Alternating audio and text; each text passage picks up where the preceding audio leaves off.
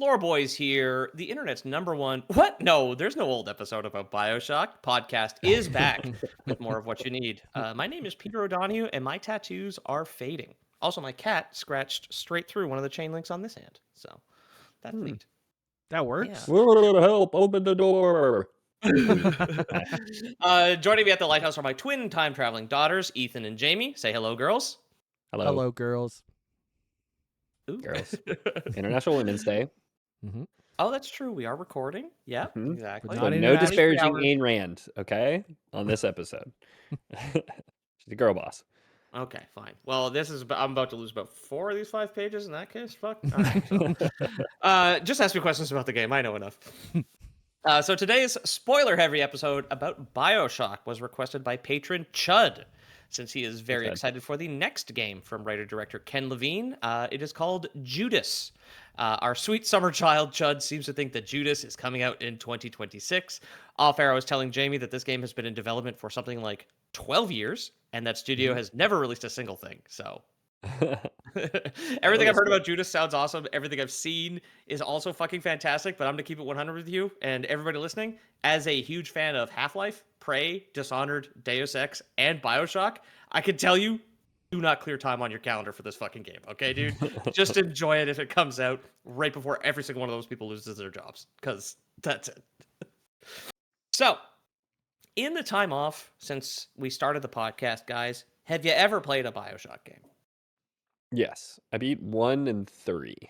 There you Yeah. go.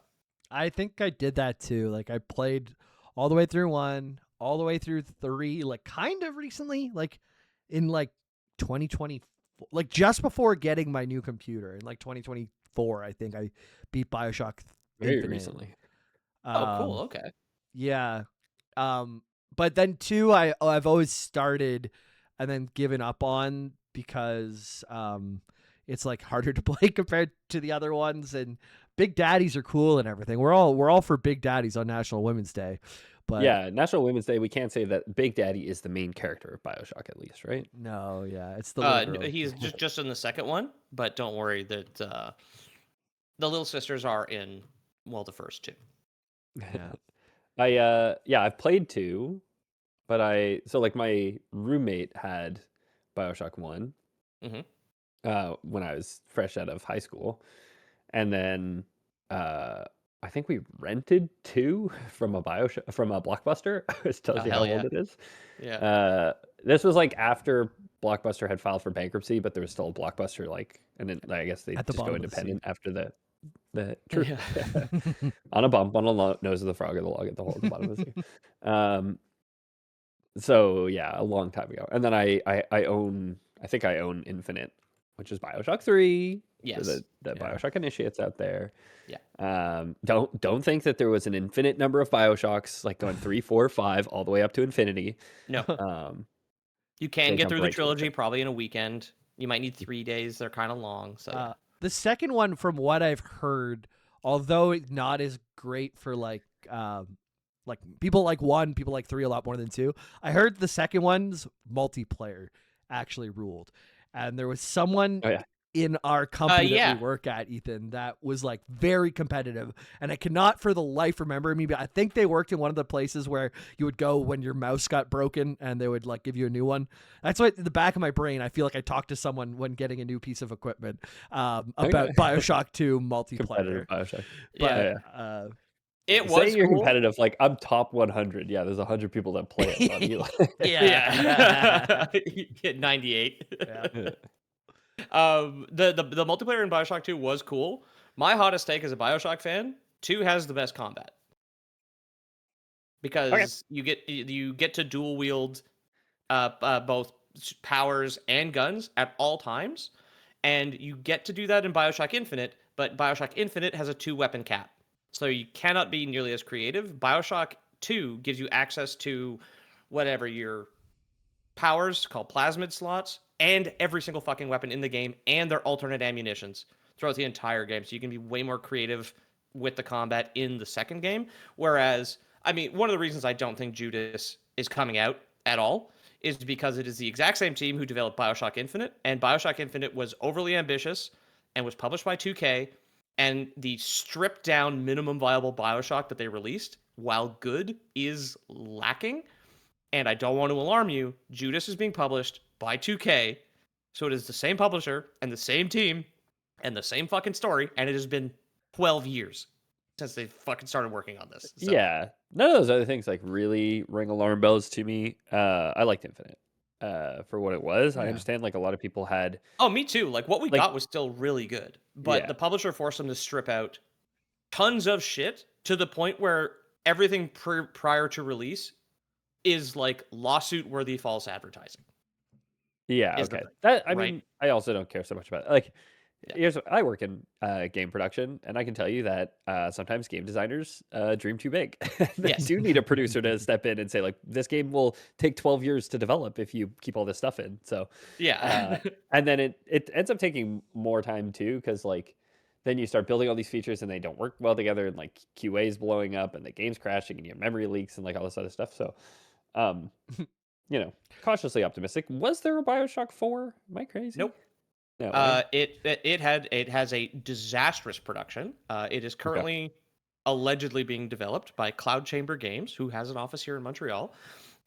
They have never shown anything, not even concept art. At least BioWare had the good graces to show us shitty JPEGs of Dragon Age 4 before they squirted that fucking thing out. Nothing about the Bioshock 4 has been released, other than the fact that the studio head was shit canned. They just fucking put a bullet in her and replaced her. And things were going so bad, they laid people off as well.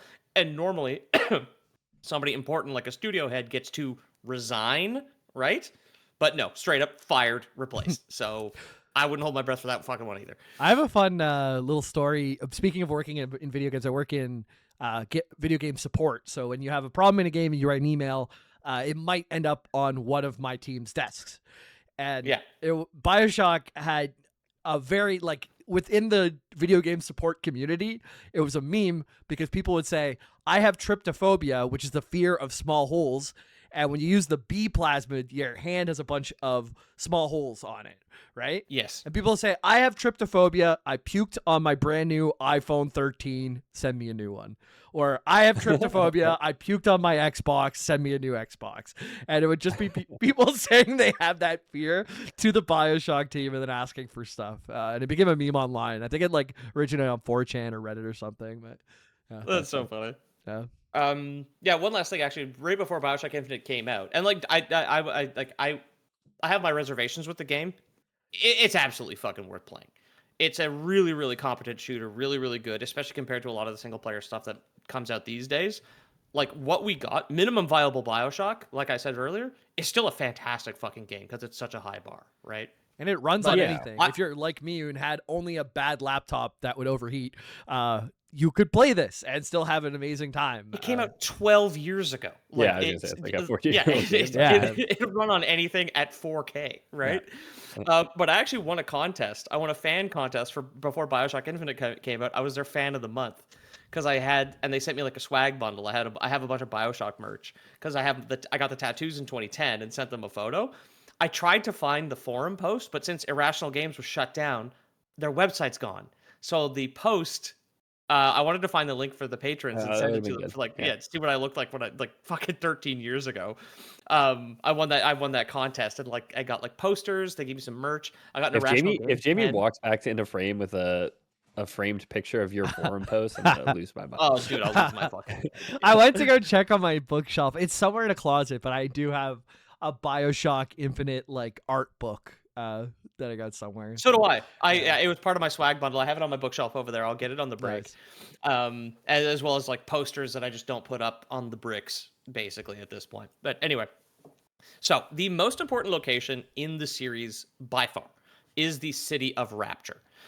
Even though Bioshock Infinite is set primarily in a second location, the flying city of Columbia, at the end of that game and in both its DLC expansions, you go back to Rapture. It is very much like the linchpin that the whole series revolves around. I'll send you guys some pictures here. And I've just got a couple of references for these two. One's kind of like the description of the first one here is the aerial shot of the city. Of course, it's at the bottom of the ocean. And then the second one was just a screenshot I grabbed from the opening cutscene. Ariel, who famously sang "Under the Sea." Mhm. Uh, Yes. Yeah. I do Yeah, think Ariel, the you crab. describing a photo underwater as Ariel, kind of funny, but Yeah, that was the description of it. I found it very funny as well. Like aerial photo, like Ariel in quotes okay. Oh yeah, it was a quote. of Rapture is like, oh yeah. I mean, you like what else would you call it? Like an Yeah. above in. There's no sky. Yeah. And so for the listeners who don't know, it's an underwater city. Yes, exactly. The city of Rapture is at a giant city at the bottom of the ocean. So Rapture is located at the bottom of the Atlantic Ocean. It has real coordinates. It is right here between Greenland and Iceland. Okay. You can Old see the water. coordinates. The coordinates can be seen on a postcard that is actually given to the game's protagonist. His full name is actually Jack Wynand. And the coordinates are given to him so that his mind-controlled, sweater-wearing ass knows exactly where to crash the plane that he's just hijacked. So here are rather the coordinates as well as his passport. This is very photo-loaded at the front here. I'm sorry, Jonno. Yeah. Okay. Yes. And one thing I also noticed here is if you look at his picture here, you never really see his face. There is a 3D model of Jack, but you never see his face in game. It's always kind of like out of focus or blurry. And at the end of Okay. Bioshock Infinite, it's like completely obscured by shadow as well, because he's a silent FPS protagonist. Like the only voice lines he has is when he gets hit by bees. Right. When Yeah. somebody throws up on their Xbox, right? Like that's just the audio cue that you get there. But one thing I realized is he looks a lot like young, hot Tim Robbins from like Shawshank, Yeah, I can see that. The right? lips, I think. like, Yeah. like kind of just looks like that guy. So anyway, there's your photo album for the beginning here. So Rapture was a longtime dream of its founder, the radical libertarian Andrei Ryanovsky. Andrei was born sometime before 1917 in a small village near Minsk, which is in the, at the time, Russian Empire. While living in Russia right now in 2026 cannot be great, the early 20th century had to have been worse. Mhm. Andrei and his family lived through both the First World War and the Russian Revolution. I was gonna say And the so Bolsheviks was like 20 or 1919 or something. It was like 19, right yeah, after the First World War. it Yeah. is 1919. Yeah, we'll get into it here. So after the communists executed the royal family, which was based, the Mhm. Bolsheviks then suicided the Russian economy, starving some and causing others to flee as refugees. The Ryanovskys first fled to Constantinople. Istanbul, Yes. not Constantinople. You were waiting I for it. put it Okay. in brackets here. Pause for Istanbul, because Okay. I gotcha. just Don't in worry. case, because I know we I would. got I you, have And man. then in P- 1919, I have PTSD from our internet going out lately because he stopped and I was like, "Oh fuck, Yeah. dude. I Are know, we I gonna oh, have to sorry. do it tomorrow?" No, no, no. Yeah, yeah, It's a bit. It's a bit. yeah, PTSD, right? yeah. I've been the only one at time of recording that's had Mhm. reliable internet for the past 2 months. You Don't For the say jinxed it that. yourself, Oh man. my Holy I, god, moly. yeah, dude! oh Holy yes, moly. Said it. knocking Tempting on fate. wood. Sorry.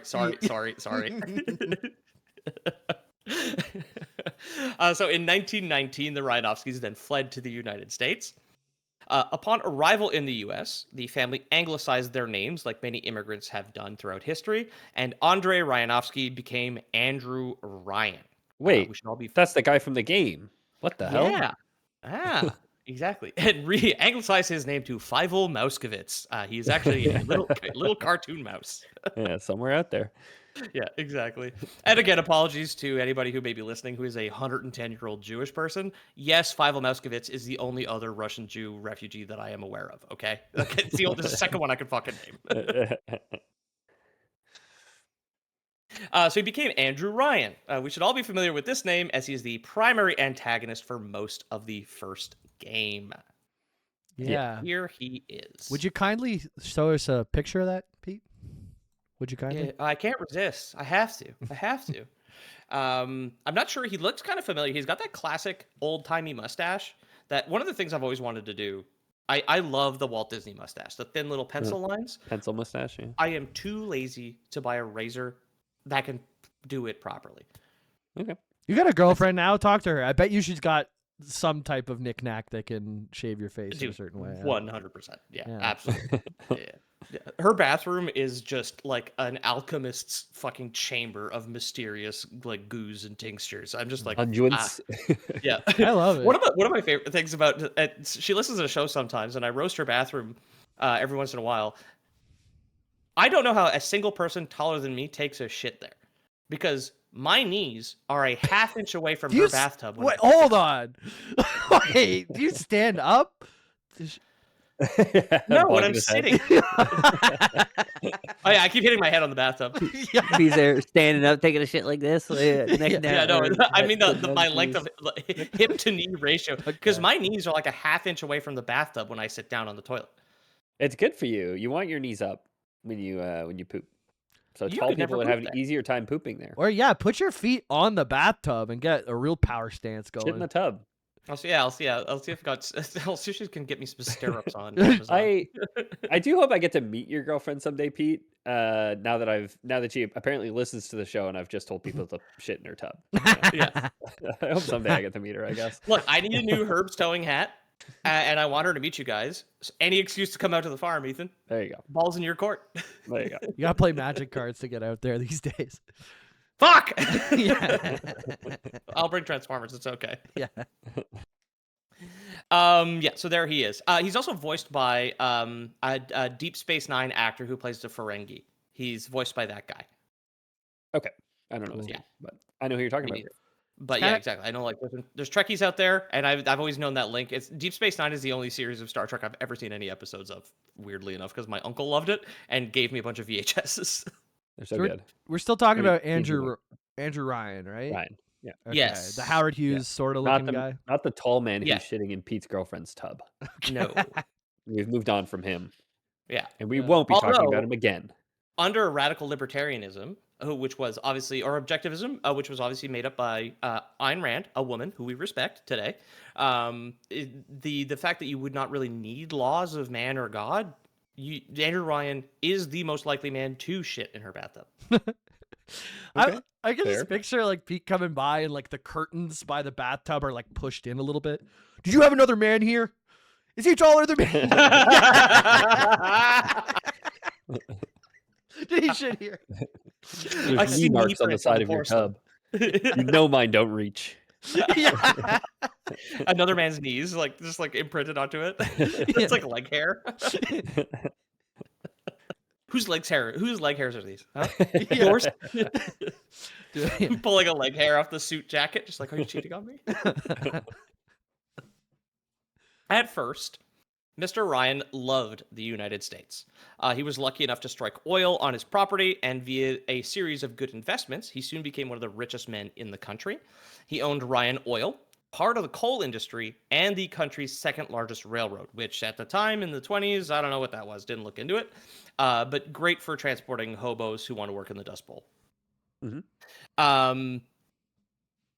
Excuse me. Now, to give him a little bit of credit, fleeing the Russian Revolution might radicalize you against any kind of social programs. Back in the good old days, you had to starve people and kill their families to radicalize them. Now, you can show an AI-generated photo of a transgender athlete to Joe Rogan, and people will beg you to starve and kill their families. So it's, the back in the good old days, things were much, much better, I think. Yeah.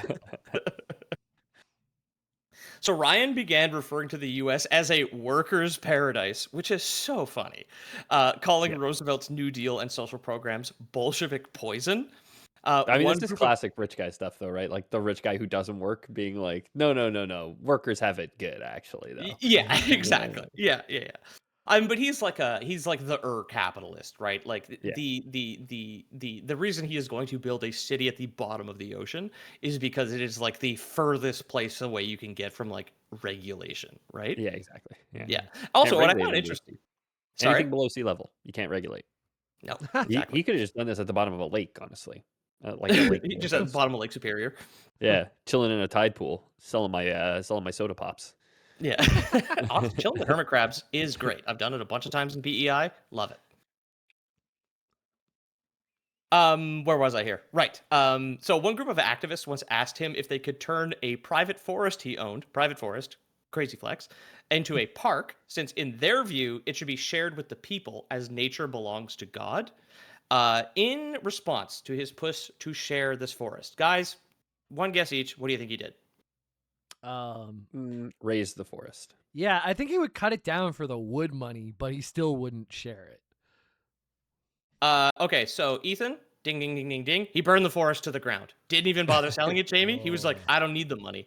I just need to make sure you don't get a park. Okay? As the years Cool. went on, Chill guy. Ryan became... Sorry? Chill guy. Oh, yeah. Very cool. Probably a great hang, honestly.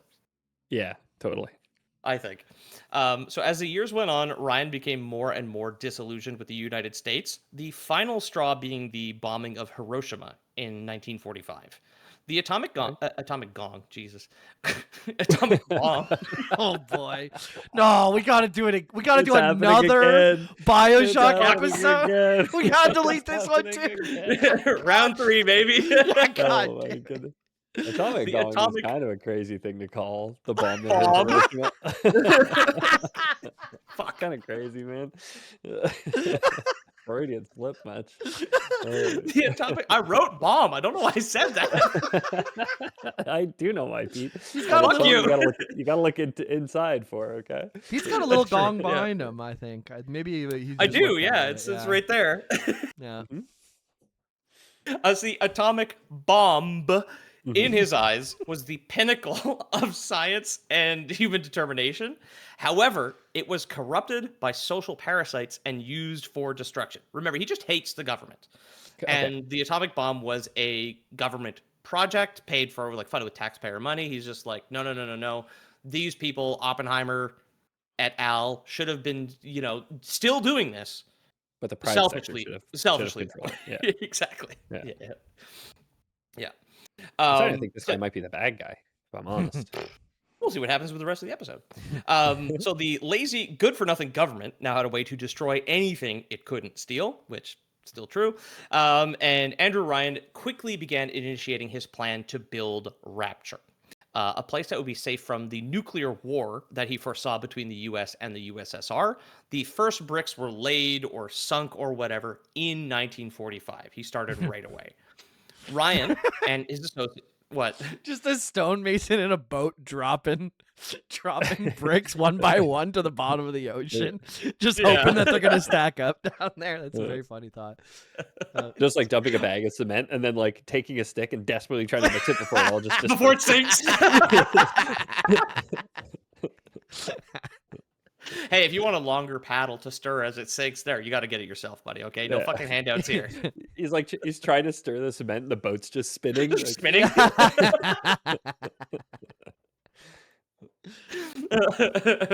So Ryan and his associates actually purchased the materials in secret, presumably via shell companies and other means to trick the government, because I guess the IRS's vision is just fucking based on movement like a T-Rex.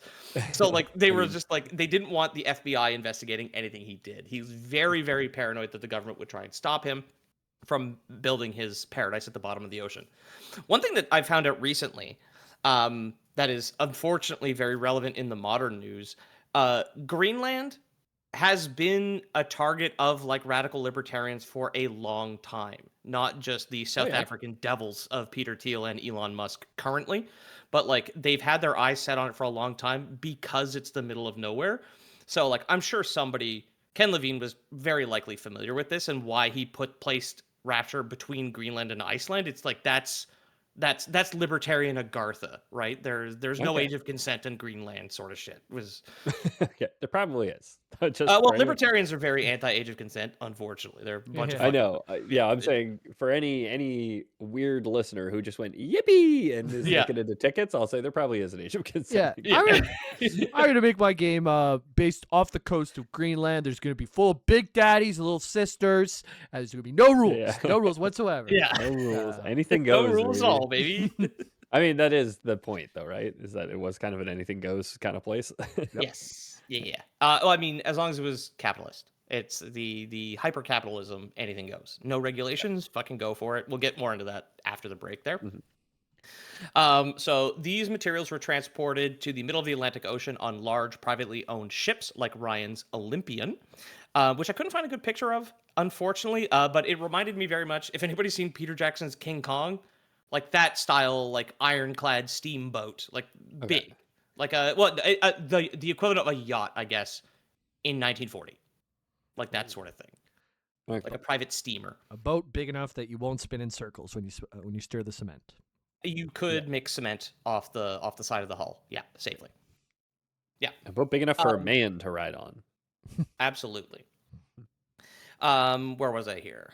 Right. So the would transport the materials out there, and they'd already constructed. I couldn't really find much on this thing here, and they were sent to the seabed via a massive submersible platform called the Sinker.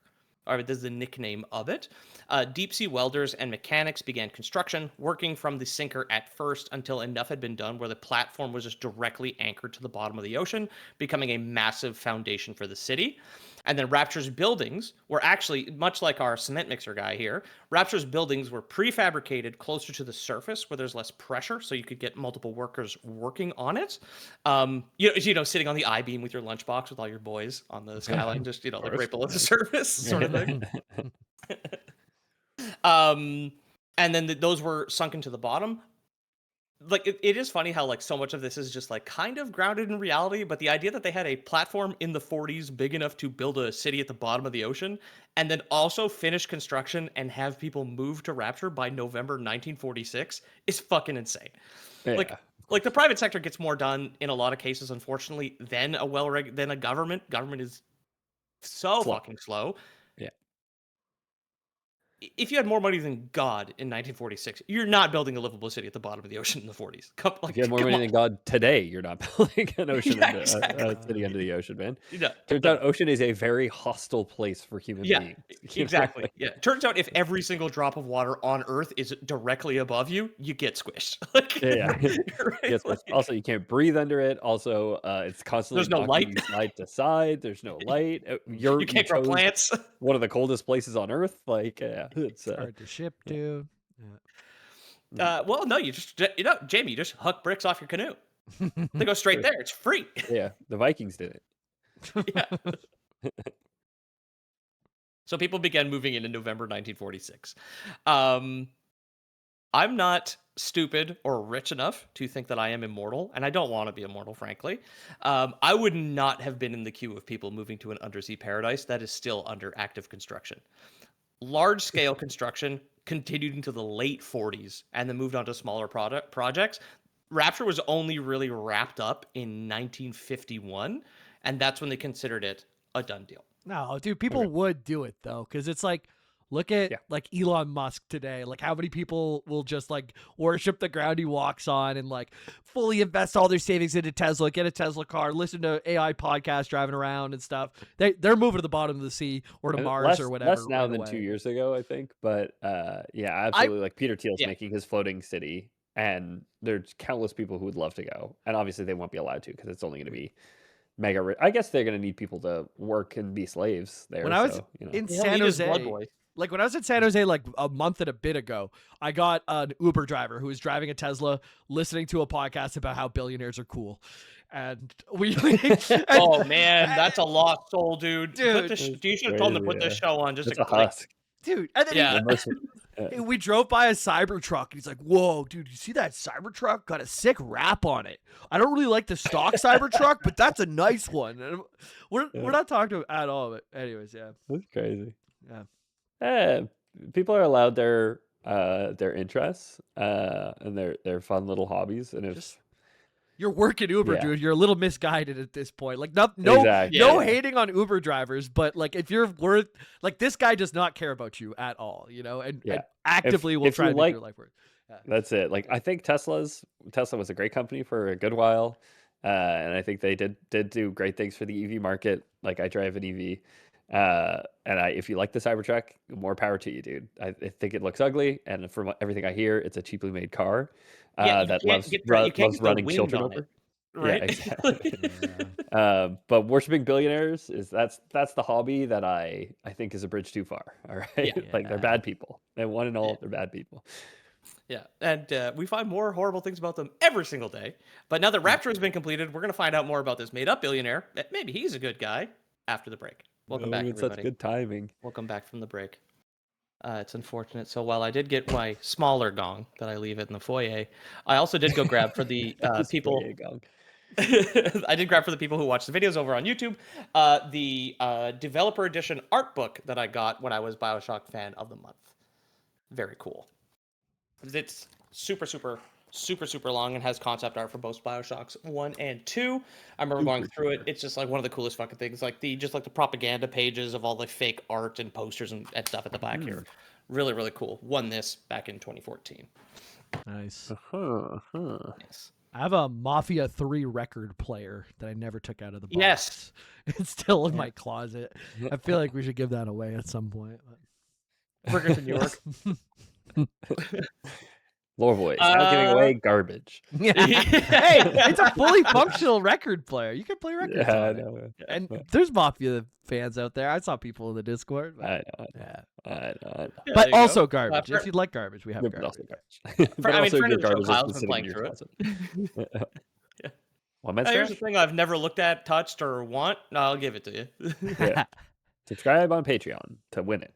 I always figured it would be worth more if I just never touched it and I left it alone. So that was my strategy. You go on the collector's The route. emotional Yeah. value to the fan who's going to get it, and then have to carry it around all night at BoysCon, forget at the bar we're at, and then have to go back for it in the morning is going to love it even more. True. Right? Yeah.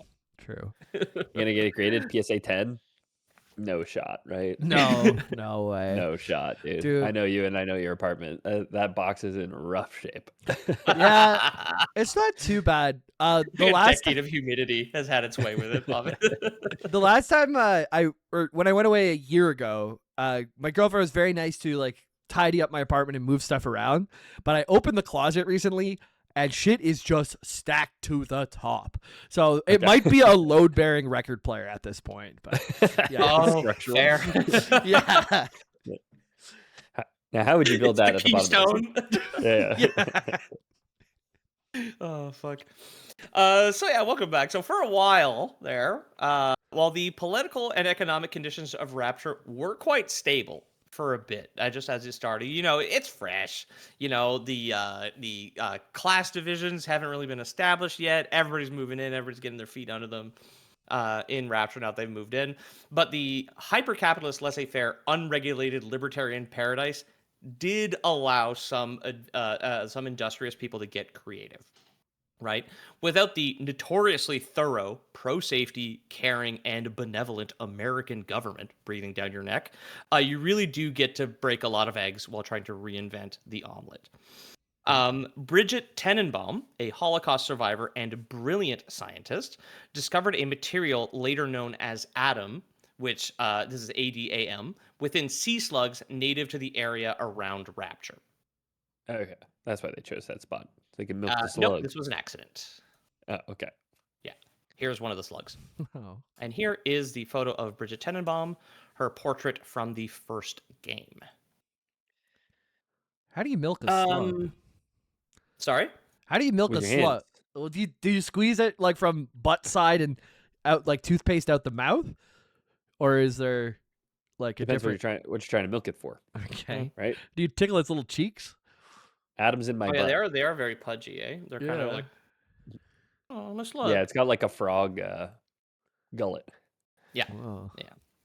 Maybe it's like So getting gas out of a car. You gotta like siphon it. You put like a little Siphon it tube in out. it, and you suck. And then Sucking slugs. Yeah, I'm a slug sucker at the a hyper capitalist underwater city. It's a pretty good Yeah. life. I don't have rights. They don't really pay me very much, and I have to work Uber or under sea Uber on the side. But honestly, I think that Andrew Ryan guy's really cool. Actually, I don't like to rap on that slug so much, but So a dock worker with an injured hand was bitten by a slug that he'd caught by accident. It was just like part of the net, and rather than poison and kill him, Bridget Tenenbaum realized that the venom within the slug, or something in its saliva at the very least, started to heal his hand. And the generation of Adam is apparently an evolutionary adaptation of these slugs who have been living in and around the luminescent biomass. This is a large area of glowing biological material that Rapture is built kind of on top of. And it's what gives, other than the city lights, gives this aurora effect around the city. So reading about this when I was doing research, this came out of left field for me. Because I have completed all 3 Bioshock games, I think a minimum of like 3 or 4 times. Like even Bioshock 2, which I'm not super hot on, I've finished minimum 3 times total. Okay. And like, I'm not really a big completionist. I'm like, is this in one audio log that I have missed every single playthrough since 2007? Is this fucking possible? Like, where does this biomass thing come from? So I did a little additional digging today. I found that this lore likely came from a forum post, which was done by ex-Bioshock dev Steve Gaynor on the 2K forums. Unfortunately, the link in the references section goes to a 404 page because after Irrational Games was shut down, everything was deleted. So I have no idea where this came from, but he was just like, yeah, we had the luminescent biomass as the source of the evolutionary pressure on these slugs that had caused them to evolve to generate Adam. I wonder if we could get it through the Okay. Wayback Machine or whatever. Like you can get some old websites here and there, but not all of them. Yeah, I wanted to read the post directly because I was like, oh man, because obviously, like after the because I mentioned it earlier, after the what would have been the third Deus Ex game from Eidos Montreal got canceled, I had friends working on that, and after it got canceled, I was just like talking to him at a party, and I was just like, what can you tell me? Because I'll do another Deus Ex episode. He's like, I can tell you whatever the fuck you want. The product's gone forever. It doesn't exist. And like we found out a bunch of like behind the scenes shit about what would have been the third Deus Ex, finding out Adam Jensen's a clone, and all this other shit that would have been in the third game. There was more spots, there was more levels in Montreal, I think. I can't remember, like all very cool shit that we missed out on. So I wanted to find this post to see if there was anything else. But yeah, the luminescent biomass is apparently whatever, apocryphal maybe, but we'll put it in Lore Boys canon. This is why they generate Adam. It's just feeding off of magic sludge at the bottom of the ocean. You could say it kind of gave these slugs a Bioshock. It's really too bad that we missed out on the Deus Ex level Laval or whatever they were gonna put in. Oh, Yeah. Esti Adam au niveau Carrefour. Après dans mon civic, Colin. My next objective is in Terrebonne. I'm gonna get getting stuck in traffic for 5 hours on the 13. Yeah. It's just like, wow, it's so realistic. It's such a good simulator. Squad Victoria OACE. Yeah. Well, you do get to go to the Big O in the first one, which is always something I love. That it still exists in 2027, which fucking 9 months from now actually is a documentary. So whatever, who gives a shit? Fucking thing, it's still there. Yeah, that whole part was for us. All our American listeners have no idea, but that's all Montreal stuff. Yeah. Yeah, it's all Our true. Toronto listeners don't know what we're talking about. Yeah, exactly. It's so hard at work being the only guy in Montreal. Like I'm alone. So when people ask me like any questions about like, oh, how's it getting to work? I'm just like, fuck, how do I explain roads these people have never been on in a city they've never seen? And like describe like, no, I can get there and very quickly because I'm close to the highway, but still kind of in the suburbs, not quite on the highway. So it's kind of nice. It's still quiet sort of thing. It's just like, I like, what do these people understand? Like, a quick side, total tangent here. I was talking to, when I was in Toronto, talking to my friends who I work with.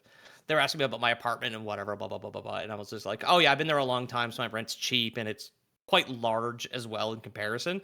And then one of my buddies, he was like, dude, you live like a king. I'm like, just showing him pictures I have of my cat where you can see like 2 doors in the background. He's just like, there's 2 closed doors in this photo. He says, you live like a fucking king. It's crazy. There are apparently, maybe this is in Montreal as well now that the rental, like the cost of living is so fucked. In Toronto, you need to bid on an apartment in a building that is owned by a corporation, and then some second level fucking sucker owns your apartment and you rent from him. So Yeah. you pay him, who then pays the building owner. I'm just like, the company that I rent my apartment from just owns the entire building, and I send them $900 a month. Like, Yeah. This is the socialism episode, and like, hey, I hope you're taking fucking notes. Land ownership means you're a parasite, man. Like if you're producing profit off of owning land or owning a place to live, Fuck all you. you're doing, you're not contributing to society. Duckfoot Jonah. Fuck you, dude. Fuck Duckfoot. Yeah. Me and I Homer just hate fought Duckfoot back my Jonah. rent increase. I talked him down. He tried to get me for like 10% this year. I'm like, fuck you, What? dude. Fuck fuck you. you, Yeah. you piece of shit. I just I Yeah. pushed back. I sent him a couple photos of stuff around the building, and he's like, "Okay, yeah, 3%'s fine." Yeah, it's like crazy. Duckfoot. I have the infinite privilege of my landlords have never tried to fuck me. But their limit is 4%, and they always hit me with like 3.9. I'm like, whatever. Here's the spoiler though. They've been fucking you all along. Exactly. I mean, yeah. almost certainly, yeah, yeah. The reason I still have parquet floors is because they're Yeah. fucking me. So fucking 4% for the last 8 years or whatever. 9. It's Yeah. that's outpacing inflation, my friend. Like you're Yeah. just you're giving them raises every year. Yeah. Well, look at the bricks though. You know, I can't put anything up, but they're cool looking. Yeah. No, I deal with the bank, and they're cool and chill. You know. You're right. Yeah, yeah, yeah, Mhm. yeah. Yeah, The they're not mortgage screwing me isn't over. parasitic at all, Ethan. You're right. Yeah. I do like where I live too. I don't like my landlord, but I like my spot. I like my neighborhood. I like my neighbors. It's a Absolutely. good place, Yeah. Montreal. Yeah. Mhm, Mm. mhm, mhm, Very, very mhm. good spot. Take a drink for killing landlords. Anyway, where was I here? So after, excuse me, so Dr. Tenenbaum, along with Korean Frankenstein, Dr. Yi Sushang, and by which I mean the monster, not the monster, began using Adam to experiment on human beings. Right. Dr. Suchong lived in Japanese-occupied Korea during the Second World War, and to survive, as well as fund experiments he wanted to do as hobbies, he would sell opium to the Japanese, and they wouldn't kill him. In real life, my grandfather and my great-grandfather, while living under a bridge, sold cigarettes to the Nazis when they occupied Greece. I think I've told this story on the podcast before, but the reason they weren't killed is because they were selling tobacco products to the Nazis. And I also love this fact. All those Nazis are fucking dead now, some of whom were definitely killed by lung cancer. And my grandfather True. died of natural causes in 2023, baby. Like, let's fucking go. I think that's A long pretty game. good. Yeah, it seemed Huh? like a little too slow of a strategy for what was going on in the world. But Well, if they shot him, who would be doing your fucking Bioshock episode? Huh? yeah. Yeah. You, Jamie? Yeah. Nope. I mean, maybe. Adam can be used to modify genes of human beings. Gene tonics could passively enhance your body, both mentally and physically, but the real money was in plasmids. These are the powers I was talking about earlier. So plasmids allow the people of Rapture to start fires with the snap of their fingers, move things with their mind. Telekinesis is objectively the best fucking plasmid in the first game. Don't at me, because the impact of just throwing a empty barrel that you've already exploded at an enemy does more damage than any fucking gun in the game. Freeze water or the air with their mind, and even for some reason, like we mentioned earlier, shoot bees at people. Isn't there a When you go to murder of crows as well? that's an infinite. Okay. That's Yeah, an I will infinite, talk about yeah. that in a second. Okay. So in an alternate universe, prior to the events of Bioshock Infinite, the industrialist Jeremiah Fink managed to spy on Dr. Sushang through tears in reality to create his own plasmids, which he called Vigors. In the past, Vigors were drinkable. But there is like a lore tidbit you can find in, I think, one of the DLCs for Bioshock Infinite, where like the drinkable Vigors cost 10 times as much Adam to create rather than the injectable ones, which is why they're injectable now, and they used to be in the past more of like a snake oil tonic sort of thing. Mhm. So some of his so there's still like fire, electricity, and telekinesis, I believe, in Bioshock Infinite, but there are some more unique ones that Jeremiah Fink had developed himself. One of which is like a magnetic shield, where if you hold down the button, you can catch bullets and throw them back at people. Otherwise, it just deflects you. And then you can also somehow summon and control a flock or a murder of flesh-eating crows, which is What if bees was really crows? Is the question that Bioshock Infinite really asks. You know what I mean? awesome. Yeah. Yeah, which is fucking great. It's great power. Is it a queen crow like living in a giant nest, and there's like a bunch of other crows around making Crow crow drones. honey, making cronies? How do you milk a crow? Do you squeeze it from the bottom or the top? Do you want it to come out the beak or the cloaca? I think the cloaca, or maybe you just get the eggs. I'm not sure. Are eggs the milk of the bird? Eggnog would say yes. Now we're digging deep. Now we're ready to go on Rogan. Okay. Yeah, my grandfather used to sell milk of the poppy to the Japanese, and now I sell milk of the bird. Yeah, exactly. I mean, Frank, whoever's selling fucking unpasteurized milk to Republicans right now is doing the Lord's work. Yeah, so Dr. Tenenbaum sought funding from Frank Fontaine, a wealthy businessman in Rapture who may or may not have had ties to organized crime, multiple identities, and also beef with Andrew Ryan. Fontaine introduced Tenenbaum to Sushong, who he'd been funding after Andrew Ryan had stopped. So the three ended up founding Fontaine Futuristics. Fontaine's first business in Rapture was Fontaine's Fisheries, which is where the slugs were first discovered. So that kind of links back to them. That's why Tenenbaum went to him for funding, is because it's like, your guy found the slug.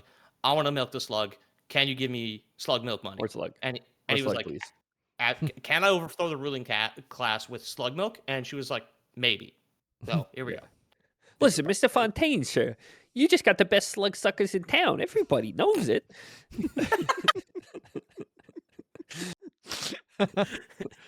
Dude, those guys would Wait. never get canker sores, like ever. They're Slug just, suckers? yeah, they're spitting slug stuff all day long, man. Mhm. Yeah, great gum What health. causes a canker sore? Well, didn't you Because it say that heals. slug Slug sucks juice. like Oh, slug yeah, it's true. juice The is venom like does this? heal you. They would never. Yeah, that's true. You know what my dad did once? What So, does cause canker sores? friend of the show, Kyle, got a bunch of canker sores once, right? Uh-huh. Just when we were like in elementary school, and my dad was like, "Oh, you know what fixes that? Cloves." And I had the core memory when I was like 10 or 11 years old, where my dad was like holding Kyle down and like putting cloves in his mouth to try Why and is your dad fix his doing that? canker sores. It's not your Huh. business, Danny. This is another Well, person's I mean, he's child. just there. He was just there, and he was like, "Oh, my mouth hurts so much. Help me!" And my dad was just like, "It's not that he was just like it's like I can't believe your mother's abusing you and not feeding you Nah. cloves or whatever."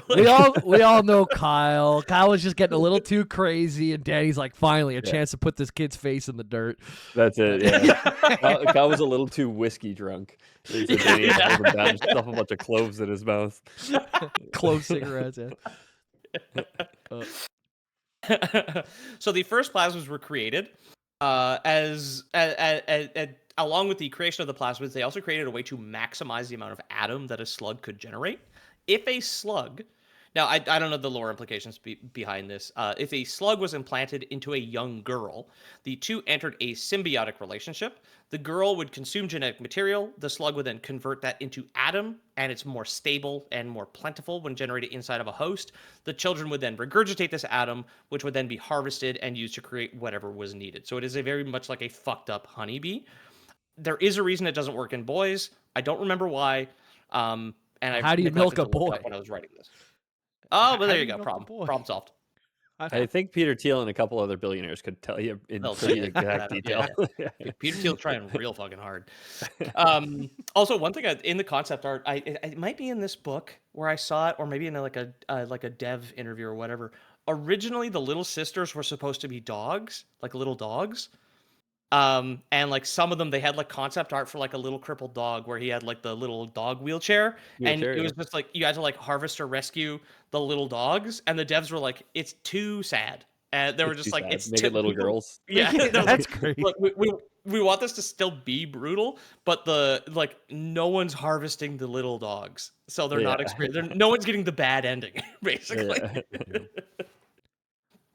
I love me a dog wheelchair. I like animals with wheels are cute. There's like a tortoise that has no legs, like up front. He's got little Lego wheels. I've seen him on Instagram. Just That's very, why you're very always cute. pulling the legs off flies.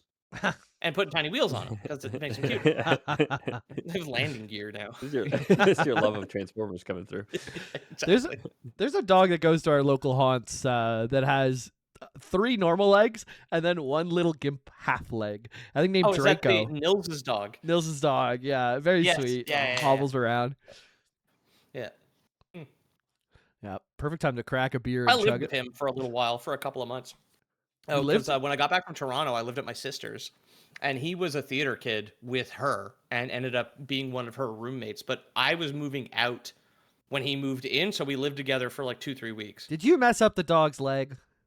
No. Yeah. This was like 12 years ago. That dog is like Pete, 5. Pete bashing this dog's leg, trying to get a fucking wheel to Trying to give stick him wheels onto on it. Yeah, trying to put wheels Oh. on him. Damn theater kids.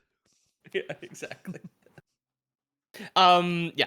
So Rapture's class system very quickly became top heavy, as you can imagine. The so-called best and brightest were exceptionally rich, and with plasmids in some cases had fucking superpowers. The divide between the haves and have-nots widened, and the thin social fabric began to tear. Fontaine would take advantage of this, so despite being a wealthy and extremely powerful criminal, his selfish and insincere populist messaging did resonate with the underclasses, which sounds very familiar. In a completely individualistic society, any amount of help was appreciated.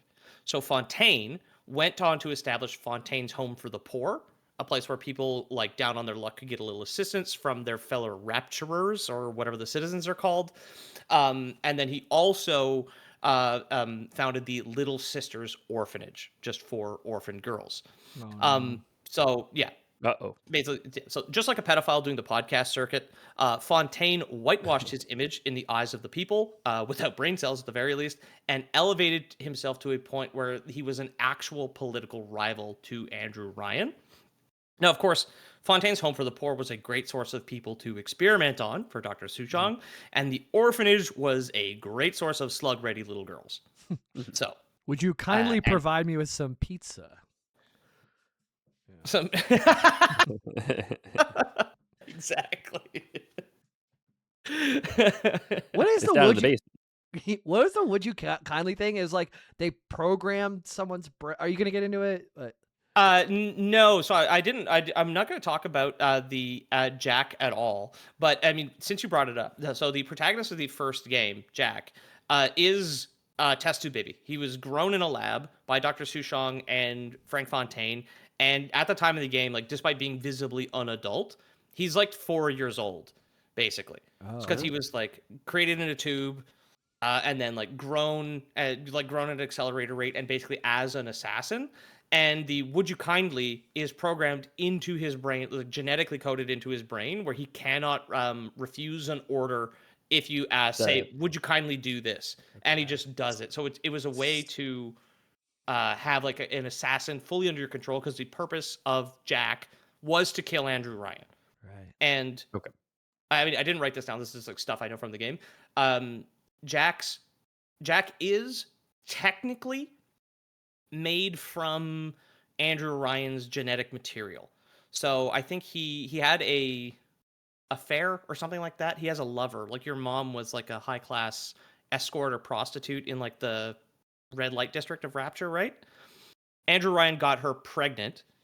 I'm pretty sure Frank Fontaine and Dr. Souchong like took the embryo and then accelerated its growth, is because there was genetic codes that like lock a lot of Andrew Ryan's doors, so you can't get into his office without his DNA. So they needed his they needed his kid, they needed his DNA, and like there's like a ghost vision where when Andrew Ryan finds out that his like bastard child is now like a genetic assassin. I know he beats your mom to death.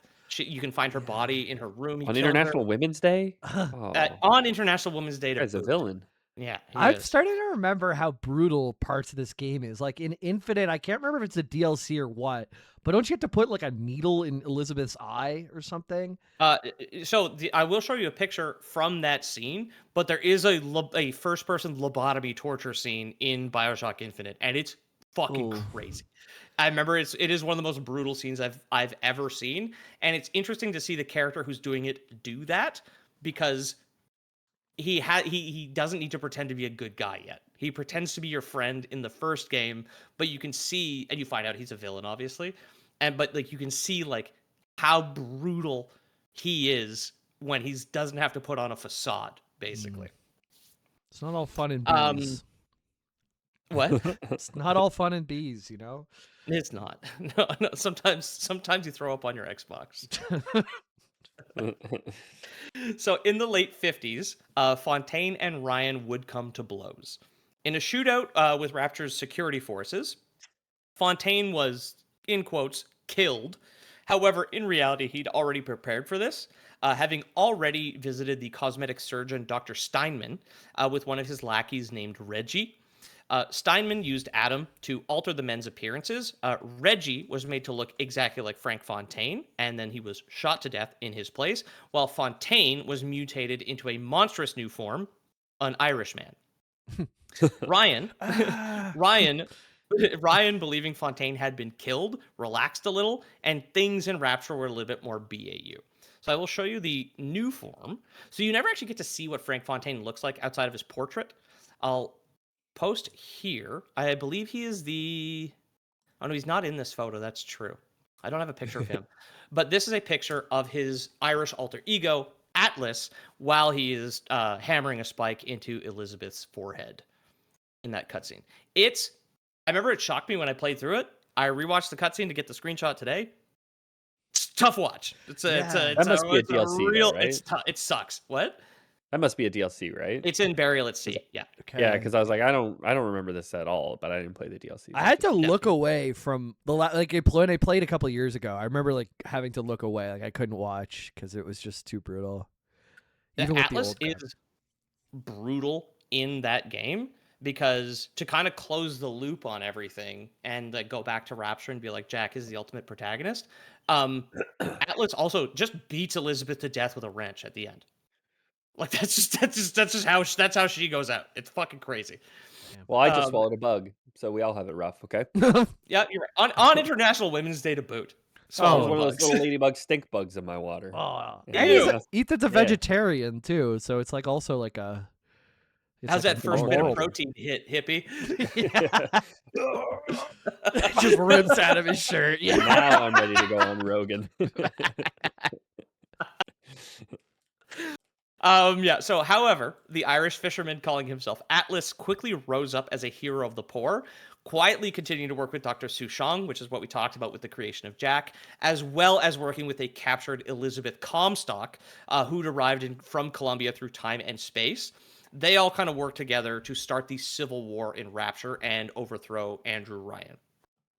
The final event that sealed the fate of Rapture was a terrorist attack on New Year's Eve in December 1959. Rapture descended into chaos after this. Ryan went into hiding, and Atlas initiated his final phase of his plan, sending his ace in the hole to the surface to hijack an airplane. And that's our one and only Bioshock episode. I have been your host, Peter O'Donohue. You can find me at Lore Boys Podcast on Instagram. You can find my book, The Black Frontier, which is also underwater, linked below. And there is a secret naughty word in my book if you look hard enough, actually. Is that true? No. Yeah. Jamie? You can find me on Loreboy James on Twitch. Tuesdays and Thursdays are my most consistent days. Although we did do a random Friday stream with Ethan and I played Slay the Spire 2. Yeah. I'm a good boy this week, I'll rip my Twitch VOD and upload that to the YouTube at some point, so you guys can find that there. And if you guys do want more visuals, like our YouTube's up there. Like we have a lot more views on the audio format because that's where we've built our whole thing. But it does exist. You can see our faces, you can see our pictures and all that stuff on YouTube. So go look up Lore Boys. Sometimes our Podcast. butts. Sometimes our butts. You Especially gotta our watch them butts. all. It's hidden in there, hidden in the background like a Disney movie. Yep. And then in the box art for the Little Mermaid in the castle is just Ethan's ass. I wish. Maybe it would have sold a little bit better, huh? Yeah. Instead of that woke bullshit that Disney puts out. Thanks so much for listening, everyone. If you want to support the show, consider leaving us a rating or review on your podcast app of choice. And if you want to kick us a couple bucks, we do have a Patreon, patreon.com/theloreboys. Check it out. If you don't trust Patreon, we do, of course, have Lore Boys Prime, a service which we've always offered. And we do need you guys to write in and let us know, each and every one of you who has thrown up during this episode, so we can buy you a new Xbox. So do get on that. We will need video proof. Send your video proof to Jamie of you throwing up. Anyone who shows a video of you throwing up to Jamie will get a gong from Peter. Go ahead, hit him with a gong, Pete. Is it gonna come through? No, nothing. The Discord noise gate. I mean, really doing us dirty here. We need a better recording solution. I'll get the bigger one for next time. Yeah. All right, we got Jonno on the video edit. Maybe there'll be a little gong sound, huh? Movie magic. And I think that would constitute a Lore Lore Boys Boys. Boys out. out.